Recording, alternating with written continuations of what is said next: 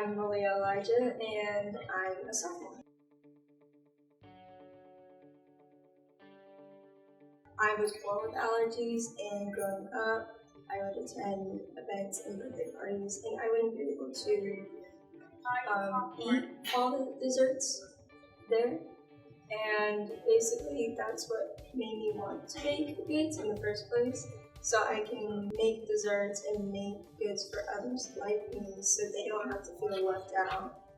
I started my business year 2016 at the age of 11, and I never regretted starting it. I love doing it. It's so much fun. Right now, we advertise our business through Instagram. When we first opened, we advertised through storefront, and we also advertised through selling our products in markets, as well as selling our products in other bakeries as well. So for me, at the beginning, it was more of a summer job. It didn't really affect my schoolwork as much. It wouldn't affect my schoolwork when it came to important decisions for the bakery, like deciding we're gonna go all gluten-free instead of self-feed. For me, decorating cakes was a big deal, so I would have to spend time after school decorating an order for someone to help out my mom. There's a little bit of school, bakery and school combined together, but it wasn't that bad.